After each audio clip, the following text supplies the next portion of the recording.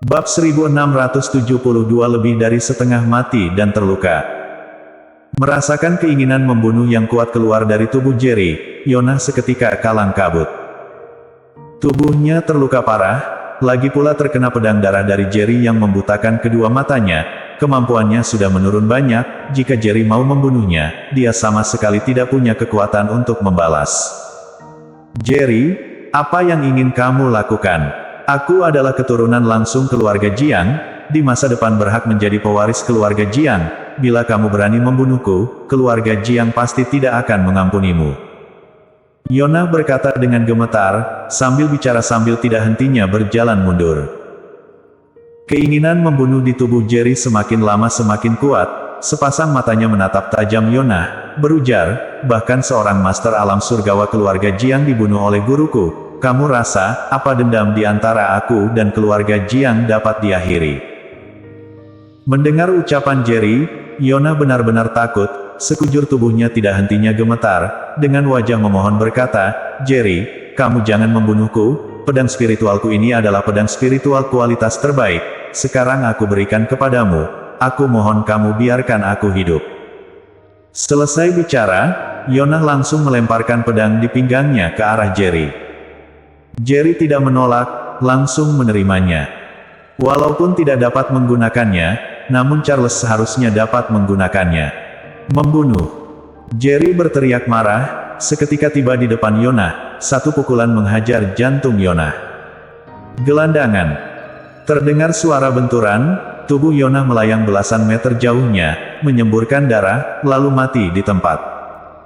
Bahkan dia yang seorang master alam transenden tingkat 9 tahap akhir juga tidak dapat tahan jantungnya hancur. Master di dalam istanamu tertegun, tak disangka Jerry benar-benar membunuh Yonah. Betapa Jerry. Viola dan Lani bergegas berlari mendekat. Viola langsung mengeluarkan sebutir pil obat, memberikannya kepada Jerry. Jerry tahu ini adalah obat untuk penyembuh luka, langsung menelan obat itu. Pil obat langsung meleleh di dalam mulut, berubah menjadi sebuah aliran hangat, masuk ke dalam tubuhnya. Jerry baru merasa jauh lebih baik, pertarungan intensitas tinggi sebelumnya sangat menguras tenaganya, jika bukan karena dia sudah mencapai alam transenden tingkat 8 puncak, takutnya sudah dari tadi tidak dapat bertahan. Lani juga bertanya dengan wajah tegang, Jerry, apa kamu sudah lebih baik? Jerry sedikit mengangguk, tersenyum kepada dua wanita itu, berkata, jauh lebih baik, kalian tenang saja. Selesai bicara, tatapannya menyapu ke seluruh tempat, melihat istanamu yang awalnya begitu megah terlihat berantakan, udara dipenuhi dengan bau amis darah yang kental. Mayat ada di mana-mana, juga orang yang terluka parah. Dalam pertarungan ini, istanamu mengalami kerugian sangat besar. Untungnya semua sudah berlalu, seorang master alam surgawa keluarga Jiang dibunuh, bahkan Yonah juga dibunuh. Sedangkan untuk Tuan Kota Huai Cheng, Tuan Kotamu dan Samurai Bayangan sudah pergi mengejarnya. Kali ini, walaupun Tuan Kota Huai Cheng dapat hidup, takutnya juga akan terluka parah. Jerry berkata, Viola, Lani, kamu tidak perlu mempedulikanku, pikirkan cara menyembuhkan master istanamu saja. Baik. Setelah memastikan Jerry tidak apa-apa, dua wanita itu baru pergi membantu master istanamu. Di saat ini, Tuan Kotamu dan Samurai Bayangan sudah benar-benar menghilang, Tuan Kota Huai Cheng juga menghilang. Saat Jerry menggunakan kekuatan pikiran untuk mencari, tak disangka tidak ada petunjuk sedikitpun, jelas mereka sudah berjarak terlalu jauh dari sini, jadi Jerry tidak dapat merasakannya. Teringat Tuan Kotamu sebelumnya menggunakan sebuah teknik rahasia yang sangat hebat untuk memaksa dirinya meningkatkan kekuatan, rasa cemas Jerry semakin besar. Juga hal yang dipesan Samurai Bayangan pada Jerry sebelum pergi, menyebabkan beban di dalam hati Jerry sangat besar. Waktu berlalu perlahan, Tuan Kotamu dan Samurai Bayangan tetap tidak ada kabar. Sedangkan di sekitar istanamu, masih ada beberapa master alam transenden yang menyelinap. Hanya saja mereka tidak menampakkan diri, jelas mereka juga sedang menanti Tuan Kotamu dan Samurai Bayangan. Bila keduanya dapat kembali ke istanamu hidup-hidup, mulai sekarang istanamu akan aman, kecuali keluarga seni bela diri legendaris, kalau tidak ada satupun kekuasaan di dunia sekuler yang dapat berbuat apa-apa kepada istanamu. Jika tidak dapat kembali, hari ini takutnya akan menjadi kiamat istanamu. Pada saat yang bersamaan, di dalam istana kota Huaicheng, Tuan Kotamu dan samurai bayangan memburu Tuan Kota Huaicheng sampai ke istana kota Huaicheng. Di antaranya kedua belah pihak juga pernah bertarung hebat. Pada akhirnya Tuan Kota Huaicheng kembali dengan terluka parah. Tuan Kota, bagaimana keadaan Anda? Samurai bayangan melihat sejenak Tuan Kotamu, wajahnya penuh dengan rasa khawatir. Saat ini, aura di tubuh Tuan Kotamu sangat tidak stabil, terkadang kuat terkadang lemah. Tuan Kotamu sedikit menggeleng, dengan ekspresi gigi berujar, walaupun mati, aku juga akan membunuh Tuan Kota Huaicheng dulu. Jelas, dia sekarang benar-benar menggunakan tekad untuk bertahan. Aura di tubuh samurai bayangan juga sudah tidak seperti sebelumnya, kehebatan Tuan Kota Huaicheng betul-betul melebihi bayangannya. Jika bukan samurai bayangan segera datang, Tuan Kotamu takutnya sudah dibunuh oleh Tuan Kota Huaicheng. Samurai bayangan menggertakkan gigi berujar, brengsek ini, pasti tahu waktu Anda menggunakan teknik rahasia akan segera menghilang, jadi sengaja bersembunyi, membuat kita tidak dapat menemukannya, dia sedang menunda waktu. Tuan Kotamu mengangguk, dengan ekspresi serius berujar, lanjutkan mencari. Jika dia tidak mati, maka akan menjadi kiamat istanamu. Baik. Selesai bicara, samurai bayangan langsung mencari ke arah kedalaman istana kota Huaicheng. Ada musuh menyerang, semua orang maju bersama. Di saat ini, seorang master alam transenden tingkat 9 tahap akhir tiba-tiba berteriak. Seketika di dalam istana kota Huaicheng, puluhan master alam transenden muncul, langsung mengepung Tuan Kotamu dan samurai bayangan di tengah. Tatapan Tuan Kotamu dingin, dengan marah berujar, yang tidak ingin mati, segera pergi. Hari ini aku datang hanya untuk mengambil nyawa Tuan Kota Huaicheng. Samurai bayangan juga berkata dingin, aku tahu, di antara kalian ada banyak orang yang diancam oleh Tuan Kota Huaicheng, karena terpaksa, baru bergabung dengan istana Kota Huaicheng. Bila sekarang pergi, kalian masih bisa hidup, kalau tidak, kalian hanya akan mati. Selesai bicara, sebuah niat pedang yang mengejutkan melingkupi sekelompok master alam transenden. Sama seperti yang diucapkan samurai bayangan, kebanyakan master alam transenden di dalam istana kota Huaicheng terancam Tuan Kota Huaicheng, jadi baru terpaksa bergabung. Seketika, air muka sekelompok master itu terlihat keruh, mereka terlihat risau. Mereka juga tidak ingin menerima ancaman Tuan Kota Huaicheng, namun sekarang juga tidak berani pergi. Bila mereka pergi, Tuan Kota Huaicheng masih hidup, mereka takutnya akan mati dengan sangat mengenaskan. Tuan Kotamu tiba-tiba berujar, aku hanya memberi waktu 10 detik pada kalian, jika masih tidak pergi, akan dibunuh. Para master istana kota Huaicheng seketika semakin tegang, hanya saja tetap tidak ada orang yang mundur. Di saat waktu 10 detik tiba, Tuan Kotamu memberi perintah, bunuh. Selesai bicara, dia sudah melesat, pisau spiritual di tangannya tiba-tiba diayunkan ke depan. Bum bum bum. Beberapa master di paling depan langsung dibunuh dalam hitungan detik. Saat Tuan Kotamu bergerak, samurai bayangan juga bergerak, dia melewati sekelompok master, pedang spiritual mengayun dengan hebat. Hanya dalam beberapa detik, lebih dari setengah master alam transenden istana kota Huaicheng langsung mati dan terluka. Bersambung.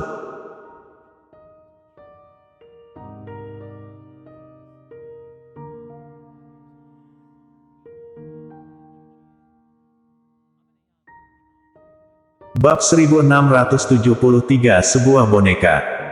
Setelah menyaksikan kehebatan Tuan Kotamu dan samurai bayangan, sekelompok master alam transenden pada akhirnya tahu harus bagaimana memilih. Mohon Tuan Kotamu mengampuni, kami tahu kami salah, kami akan segera pergi. Seorang master alam transenden tingkat 9 tahap akhir berkata memohon dengan wajah ketakutan. Selesai bicara, dia berbalik kabur. Ada orang yang memulai, orang-orang lainnya juga satu persatu berbalik kabur. Samurai bayangan baru akan mengejar, namun dihentikan oleh Tuan Kotamu. Simpan tenagamu, masih harus menghadapi Tuan Kota Huai Cheng. Samurai bayangan bergegas berkata, baik. Tidak ada yang menghalangi, perjalanan Tuan Kotamu dan Samurai bayangan sangat lancar, dengan cepat keduanya tiba di gunung belakang istana Kota Huai Cheng. Tuan Kotamu berkata dengan ekspresi serius, aku sudah menggunakan kekuatan pikiran mencari ke seluruh istana Kota Huai Cheng, namun tidak menemukan Tuan Kota Huai Cheng. Jika di sini tidak ada, hari ini takutnya tidak dapat membunuhnya. Air muka samurai bayangan sangat masam. Tuan Kotamu sudah menggunakan teknik rahasia peremajaan, meningkatkan kemampuan. Jika masih tidak dapat menemukan Tuan Kota Huai Cheng, walaupun Tuan Kotamu masih hidup, tapi pasti juga akan menjadi seorang yang tidak berguna. Hanya dia sendirian, sama sekali tidak mungkin menjadi lawan Tuan Kota Huai Cheng. Istanamu juga akan terancam. Tuan Kotamu mengulurkan tangan menuding gunung belakang, berujar, di sana ada gua, kita masuk ke dalam sana. Keduanya segera pergi ke arah gua tersebut. Dengan cepat, mereka masuk ke dalam gua gunung belakang. Hati-hati. Baru masuk, Tuan Kotamu segera mundur. Pada saat yang bersamaan berseru keras mengingatkan. Saat mendengar seruan Tuan Kotamu, samurai bayangan sudah menyadari ada bahaya, buru-buru mengayunkan pedang spiritual di tangannya. Klang klang klang. Sederet bunyi metal beradu terdengar, setumpuk panah besi terjatuh di atas tanah. Samurai bayangan berujar dengan raut wajah serius, di dalam gua ini ternyata ada senjata tersembunyi. Tuan Kota Huai Cheng pasti ada di dalam, dia berniat memanfaatkan senjata tersembunyi untuk menguras tenaga kita, lalu baru menyerbu kita. Tuan Kotamu tentu saja mengetahui hal ini, masuk ke dalam gua, berteriak, Tuan Kota Huai Cheng, tidak peduli bagaimanapun kamu juga pemimpin Kota Huai Cheng, cara hina dan memalukan seperti ini, bila hari ini tersebar keluar, apa kamu tidak khawatir menjadi tertawaan orang lain? Tidak ada jawaban apapun. Tuan Kotamu mengernyit, Sehapsi terdiam beberapa saat, berujar, aku masuk sendiri, kamu tunggu di luar. Mendengarnya, air muka samurai bayangan seketika berubah, bergegas berujar, Tuan Kota, aku ikut Anda ke dalam. Ada kamu, istanamu masih ada kemungkinan bertahan, kalau kamu mengikutiku dan mati di dalam, istanamu akan langsung menjadi sejarah. Tuan Kotamu memandang samurai bayangan dengan sungguh-sungguh, berpesan, bila ada yang terjadi padaku, jangan pedulikan aku, cari upaya pulang ke istanamu, lalu bawa master istanamu pergi. Tunggu setelah mereka sudah memiliki kemampuan untuk membalas dendam, rebut kembali semua yang sudah direbut. Sepasang mata samurai bayangan menjadi merah, memandang Tuan Kotamu dengan lekat, berujar, asal masih hidup, maka ada harapan. Tuan Kotamu mengangguk, menepuk-nepuk pundak samurai bayangan, selanjutnya berjalan masuk ke kedalaman gua. Samurai bayangan tetap di luar, dia tahu, walaupun dirinya masuk, bila Tuan Kotamu meninggal, dia juga tidak mungkin bertahan hidup. Sama seperti yang diucapkan Tuan Kotamu barusan, asal samurai bayangan masih hidup, istanamu masih ada harapan. Setelah Tuan Kotamu memasuki gua, tidak ada lagi senjata tersembunyi yang menyerang. Kali ini, setelah berjalan belasan meter, tiba-tiba ada sebuah aura membunuh yang sangat kuat menyerangnya. Tuan Kotamu bergegas mengayunkan pisau spiritual di tangan. Klang! Terdengar suara keras, pisau spiritual di tangan Tuan Kotamu langsung membentur tombak panjang. Tuan Kotamu kali ini dengan terkejut menyadari, ternyata seorang master yang mengenakan baju zirah. Hanya saja dia tidak merasakan aura kehidupan sedikitpun dari lawan, orang tersebut adalah sebuah mayat. Tak sempat banyak berpikir, dia mengayunkan pisau di tangannya. Klang klang klang. Master berbaju zirah itu tidak hentinya mengayunkan tombak panjang di tangannya, setiap satu serangan mendarat, akan membawa sebuah aura yang mengejutkan. Tuan Kotamu sendiri adalah master setengah langkah alam surgawa kelas 1, setelah menggunakan teknik rahasia peremajaan, kemampuannya kembali bertambah, takutnya sudah mencapai alam surgawa kelas 1. Tapi sekarang, di depan master berbaju zirah ini, Tuan Kotamu tak disangka tidak dapat menang dari lawan, apakah lawan adalah seorang master alam surgawa. Memikirkan ini, rasa terkejut di dalam hati Tuan Kotamu semakin besar, tidak hentinya mengayunkan pisau besar di tangannya. Setiap satu serangan mendarat, akan mengeluarkan sebuah benturan metal yang memekakkan telinga. Tuan Kotamu tiba-tiba memiliki perasaan, setiap satu serangannya, sepertinya dapat diprediksi oleh lawan, setiap satu serangan yang mendarat, lawan dapat dengan tepat menangkisnya. Puluhan ayunan pisau, Tuan Kotamu merasa tenaganya terkuras banyak. Bila melanjutkan seperti ini, takutnya tidak perlu waktu lama, tenaganya akan terkuras habis. Dia menggertakkan gigi, sepasang matanya menatap lekat master berbaju zirah. Sampai sekarang, dia bahkan tidak dapat yakin apakah master tersebut manusia hidup atau bukan. Saat dia sedang memandang master berbaju zirah itu, master tersebut tiba-tiba bergerak. Tombak panjang di tangannya langsung menusuk ke arah Tuan Kotamu. Pisau besar di tangan Tuan Kotamu tiba-tiba berayun, terdengar suara, klang, pisau besar menepis tombak panjang. Keduanya sekali lagi bertarung sengit. Tuan Kotamu hanya dapat berusaha menangkis, dia dapat merasakan, seiring pertarungannya, tenaganya semakin lama semakin buruk, kelihatannya akan segera habis. Di saat ini, dia tiba-tiba menyadari, setiap kali master berbaju zirah ini melakukan serangan, di bagian bawah ketiak lengan yang memegang tombak panjang itu, tidak dilindungi oleh baju zirah. Penemuan ini membuatnya sangat gembira. Sampai sekarang dia tidak dapat membunuh master berbaju zirah ini, karena seluruh tubuh master berbaju zirah ini diperlengkapi dengan perlengkapan senjata spiritual, pisau spiritualnya sama sekali tidak dapat melukai lawan. Bunuh. Tuan Kotamu sekali lagi mengayunkan pisau besar, di saat master berbaju zirah baru mengangkat tombak panjang di tangannya, Tuan Kotamu seketika menghilang di tempat. Seiring ayunan pisaunya, pisau langsung menebas lengan master berbaju zirah. Lengan beserta tombak itu jatuh ke atas tanah. Muncul kilatan membunuh yang mengerikan di mata Tuan Kotamu, kakinya bergerak kembali menyerbu ke sisi lain master berbaju zirah itu. Pisau kembali mengayun, satu lengan lain master berbaju zirah juga terjatuh ke atas tanah. Boom! Memanfaatkan ini, Tuan Kotamu menendang dada master berbaju zirah. Master berbaju zirah langsung melayang belasan meter jauhnya, jatuh ke tanah, tidak bergerak lagi.